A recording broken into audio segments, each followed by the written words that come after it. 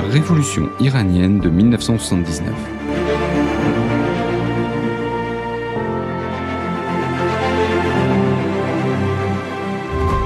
Bonjour à tous. Imaginez un pays au carrefour de l'Orient et de l'Occident, déchiré par une modernisation forcée et des traditions ancestrales. Un pays riche en pétrole, dans une position stratégique, soutenu par l'Occident, et que l'on qualifie alors d'îlot de stabilité. Et pourtant, ce pays, l'Iran, que l'on a longtemps appelé la Perse, va connaître un bouleversement sans précédent. Janvier 1979, le roi d'Iran, que l'on appelle le Shah, Mohammad Reza Pahlavi, de son vrai nom, règne depuis 37 ans d'une main de fer. C'est l'homme le plus puissant du Moyen-Orient et un monarque absolu. Et pourtant, son régime va s'effondrer. Des millions d'Iraniens envahissent les rues de Téhéran, d'Ispahan, de Tabriz. Partout dans le pays, c'est l'insurrection. En quelques semaines, 2500 ans de monarchie persane s'écroulent comme un château de cartes. Et un mois plus tard, un vieil homme en turban noir descend d'un avion d'Air France à Téhéran, l'ayatollah Khomeini, de retour après 15 ans d'exil. Bienvenue dans cet épisode consacré à la révolution iranienne de 1979. Vous allez découvrir l'une des révolutions les plus spectaculaires du XXe siècle. Une révolution unique qui mêle ferveur populaire, guerre d'influence et retour du religieux sur la scène politique. Comment ce pays réputé stable, allié des États-Unis, a-t-il basculé vers une théocratie islamique qui a transformé l'Iran, redessiner la géopolitique mondiale et donner naissance à l'islamisme politique moderne. Comme souvent, pour comprendre les origines de cette révolution, il faut remonter aux années précédant 1979. L'Iran est alors dirigé par le Shah Mohammad Reza Pahlavi, un souverain autocratique. Son pouvoir s'appuie solidement sur l'armée et sur une police secrète redoutée, la SAVAK, qui muselle toute opposition politique. Dans les années 60, le Shah veut moderniser l'Iran. Il se présente lui-même comme un monarque éclairé et il lance un programme ambitieux, la Révolution blanche. Au menu, industrialisation à marche forcée, émancipation des femmes, elle vote pour la première fois en 1963, occidentalisation de la société. L'Iran est un beau pays et je crois que les Occidentaux y sont fort appréciés. Seulement voilà, cette modernisation brutale bouleverse tout. Les structures sociales traditionnelles volent en éclats. Les conservateurs se crispent. En octobre 1971, le Shah organise à Persépolis une fête pharaonique pour célébrer les 2500 ans de la monarchie persane. Champagne français, caviar iranien, invités du monde entier, pendant que le peuple se serre la ceinture. Mais ni les bruits des festivités qui se déroulent à Persépolis, ni les effets de l'industrialisation ne parviennent jusqu'aux villages iraniens. Résultat, le Shah devient aux yeux de son peuple un dictateur corrompu, une marionnette de l'Occident. Et face à lui, l'opposition se cristallise autour de deux camps que tout oppose. Dans le premier camp, les religieux chiites. Eux détestent l'occidentalisation du pays, l'émancipation des femmes, cette modernité imposée d'en haut. Petite parenthèse importante, les chiites forment l'une des deux grandes branches de l'islam. Partout ailleurs dans le monde musulman, ils sont minoritaires. Mais en Iran, ils représentent 90% de la population. C'est unique. Dans le deuxième camp de l'opposition, les élites urbaines, les intellectuels, les étudiants. Alors eux aussi détestent le Shah, mais pour des raisons opposées. Ce qu'ils veulent, la démocratie, la liberté politique. Et dans leur rang, on va trouver des communistes, mais aussi de simples démocrates. On a donc deux visions de l'Iran, deux projets de société, mais un même ennemi, le Shah.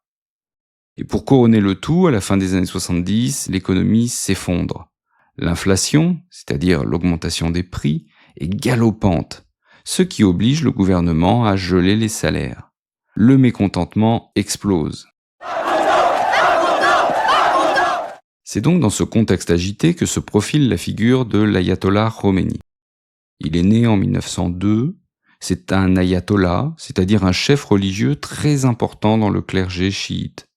Il porte un turban noir, car dans la tradition chiite, Cette couleur indique qu'il est un Seyyed, c'est-à-dire qu'il se revendique comme un descendant direct du prophète Muhammad. C'est surtout un opposant de longue date au Shah, qu'il considère comme impie. Alors ça a entraîné son exil en 1964, un exil d'abord en Irak, puis en France. Mais Khomeini ne se tait pas. Depuis son exil, il prêche, il appelle au renversement du pouvoir, il théorise une république islamique dirigée par des religieux. Et pour diffuser son message, il va utiliser des cassettes audio qui circulent clandestinement en Iran. Et donc ces petites bandes magnétiques qui passent sous le manteau font de lui le guide charismatique de la révolution à venir. D'ailleurs, le 7 janvier 1978, le gouvernement iranien publie une tribune diffamatoire contre Khomeini. Et c'est l'étincelle qui met le feu aux poudres. Des révoltes éclatent à Qom, à Tabriz, et le régime les réprime dans le sang. Mais les funérailles des victimes donnent l'occasion d'organiser de nouvelles manifestations, qui sont à leur tour réprimées. Et donc un cycle infernal s'enclenche. Et le 8 septembre 1978, la situation atteint son paroxysme avec le Vendredi noir. Une grande manifestation à Téhéran est dispersée par l'armée, qui ouvre le feu sur la foule, faisant de nombreuses victimes. Ce jour marque un point de non-retour. La situation du Shah devient de plus en plus intenable. Et depuis Neauphle-le-Château, une petite ville des Yvelines où il vit, Khomeini multiplie les conférences de presse et il organise la révolution sous les regards et l'intérêt des médias du monde entier. Il reçoit même le soutien d'intellectuels français, parmi lesquels Michel Foucault et Jean-Paul Sartre. Quel droit nous accuse-t-il de vouloir instaurer une dictature religieuse ? Dans l'islam, il n'y a pas de place pour les dictateurs. Pendant ce temps, en Iran, les grèves générales paralysent le pays, bloquent l'industrie pétrolière et asphyxient l'économie.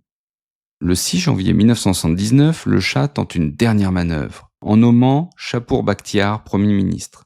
Alors Bakhtiar, c'est un libéral, c'est un ancien opposant du Shah, et donc il va tenter de calmer la situation. Il rétablit une partie de la liberté de la presse, il libère des prisonniers politiques et il arrête des personnalités corrompues. Il dissout même la SAVAK, la redoutée police politique. Mais c'est probablement trop peu, et surtout trop tard. Cette tentative apparaît aux yeux des observateurs comme assez vaine, servant à sauver un régime qui agonise. D'ailleurs, l'armée, qui est le dernier soutien du régime, n'arrive plus à contenir les manifestants. Le 13 janvier 1979, depuis la France, Khomeini frappe un grand coup. Il crée le Conseil islamique révolutionnaire, un gouvernement en exil, en quelque sorte. Et en Iran, 3 jours plus tard, le 16 janvier, c'est la débandade. Sur les conseils de Bakhtiar, le Shah s'enfuit avec sa famille. Direction le Caire, puis les États-Unis. Sa fuite marque la fin de la dynastie des Pahlavis. Après 2500 ans d'existence, il n'y a plus de roi en Iran. Le 1er février 1979, l'avion Air France de Khomeini atterrit triomphalement à Téhéran, après plus de 15 ans d'exil. Alors il est accueilli par une foule immense, et il déclare vouloir former un gouvernement. Sauf qu'il existe déjà un gouvernement, le gouvernement de Shapour Bakhtiar. Mais évidemment, la foule n'en veut pas, et le 11 février 1979, l'insurrection l'emporte, la résistance de l'armée est vaincue, Bakhtiar est contraint de démissionner et se réfugie en France. Les événements font le tour de tous les journaux télévisés, comme ici sur Antenne 2 dans cette archive de l'INA. Il aura donc suffi de 2 jours seulement pour que l'insurrection armée balaie définitivement l'ancien régime. Le lendemain, un nouveau gouvernement révolutionnaire est formé. À sa tête, Mehdi Bazargan, un ancien opposant au Shah et un chiite modéré. Alors, le choix n'est pas innocent. L'idée, c'est de rassurer des laïcs qui pourraient craindre qu'une dictature en remplace une autre. Et c'est pourtant ce qui va se produire. Le 1er avril 1979, la République islamique d'Iran est officiellement proclamée. Alors cette proclamation fait suite à un référendum qui s'est tenu le 31 mars, où l'établissement de la République islamique a été approuvé à 98%. Bon, le vote s'est fait sans isoloir et avec un seul bulletin de vote. C'est plus simple, comme ça, pour le dépouillement. Et le nouveau régime, sous l'autorité incontestée de Khomeini, ne perd pas de temps. Les gardiens de la Révolution, qu'on appelle les Pasdaran, c'est une sorte d'armée parallèle, eux, ils sont chargés de soumettre le pays. Et d'ailleurs, on va faire des purges, justement, dans l'armée, parce que l'armée est jugée trop proche de l'ancien pouvoir. On met en place des tribunaux révolutionnaires qui font fusiller des centaines d'opposants. Khomeini, lui, reste en retrait, comme il le dit lors de cette interview à un journaliste français. Mon rôle ne changera pas, je n'ai aucune intention de faire partie du gouvernement, je me contenterai de guider le peuple et ses gouvernants. Donc, officiellement, il ne gouverne pas. Il guide le peuple et ses dirigeants. Et sur le plan économique, les banques, les assurances, les compagnies pétrolières sont rapidement nationalisées. Et la révolution s'accompagne également de la suppression de nombreuses libertés individuelles et surtout d'un recul de la condition féminine. Dès le mois de mars 1979, c'est-à-dire un mois après son arrivée au pouvoir, Khomeini impose aux femmes le hijab, le voile islamique dans les lieux publics, et il conditionne l'accès des femmes à certains emplois au respect de cette obligation. Alors là, un certain nombre de femmes descendent dans la rue pour protester. En vain. La police veille désormais à ce qu'elles soient convenablement habillées. Et par ailleurs, un bras de fer s'engage rapidement avec les États-Unis, l'ancien allié du Shah, que le régime théocratique de Téhéran surnomme le Grand Satan. Et cet antagonisme culmine le 4 novembre 1979, lorsqu'au mépris du droit international, des étudiants prennent d'assaut l'ambassade des États-Unis à Téhéran, qualifiée de nid d'espions. Ils retiennent 66 diplomates américains en otage et ils exigent qu'on leur livre en échange le Shah afin de le juger. Alors, cette crise, qui est une crise majeure, permet aussi aux partisans de Khomeini, les plus religieux donc, d'étouffer toute dissidence intérieure et d'imposer le mois suivant une constitution qui fait de la République islamique un système théocratique. Alors ce mot vient des racines grecques théos, Dieu, et kratos, le pouvoir. Cela désigne un régime où la religion est au pouvoir. Progressivement, le gouvernement Bazargan est dépossédé de tout pouvoir, et il démissionne d'ailleurs après la prise d'otage. Et le pouvoir passe alors de façon quasi exclusive entre les mains des religieux, qui écartent, marginalisent ou répriment leurs anciens alliés laïcs et démocrates. Plusieurs figures issues de la gauche, de la mouvance libérale ou d'autres groupes révolutionnaires sont arrêtées, emprisonnées ou contraintes à l'exil dans les mois et les années qui suivent. C'est une des leçons de cette révolution. Une fois au pouvoir, les religieux se débarrassent de leurs anciens alliés démocrates.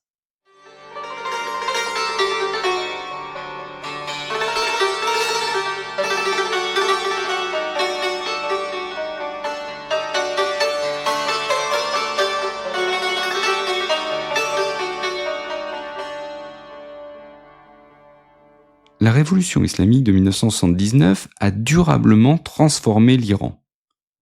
Elle est toujours en place aujourd'hui, pour combien de temps? Et elle est l'héritière de cet événement qui a marqué toute la région, mais aussi le monde.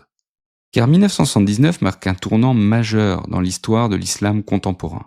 C'est la première fois qu'une révolution islamique triomphe d'un régime en place. Du jamais vu. C'est aussi une révolution assez inédite, conservatrice et religieuse. Au moment même où le communisme, qui a alimenté tant de révolutions, s'essouffle. Elle se caractérise aussi par de nombreux débordements et des purges, avec son lot d'arrestations, d'expulsions et d'exécutions d'opposants. Dans cette république islamique, les religieux se proclament tuteurs des croyants, tout en gardant quelques artifices démocratiques, un peu pour la forme quoi. Du suffrage universel, un parlement, une séparation théorique des pouvoirs. L'islam politique s'adapte. Mais cette révolution ne parvient pas à s'étendre comme elle l'aurait souhaité. Et pour deux raisons. D'abord, elle prend place, comme on l'a dit, dans un pays chiite. Or, partout ailleurs dans le monde musulman, les chiites sont minoritaires et souvent en conflit avec les sunnites. Et la seconde raison, c'est parce qu'éclate en 1980 une guerre longue et sanglante entre l'Iran et l'Irak, sa voisine. Et donc, la guerre empêche l'extension de la révolution.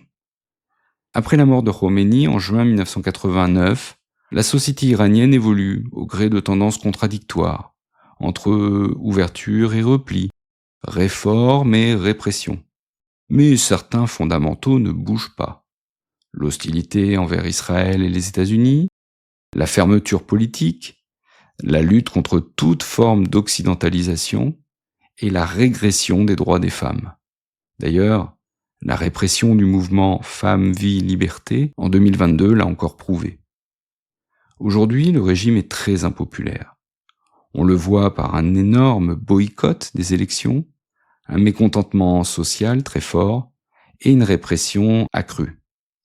Le pays est peut-être au bord d'une autre révolution, mais c'est une autre histoire. Merci d'avoir écouté cet épisode jusqu'au bout. J'espère qu'il vous a plu et vous a éclairé sur une révolution décisive et un pays qui s'est retrouvé récemment au cœur de l'actualité. N'hésitez pas à vous abonner, c'est gratuit et vous recevrez comme ça tous les nouveaux épisodes du podcast. Et on se retrouve très bientôt pour une nouvelle page d'histoire.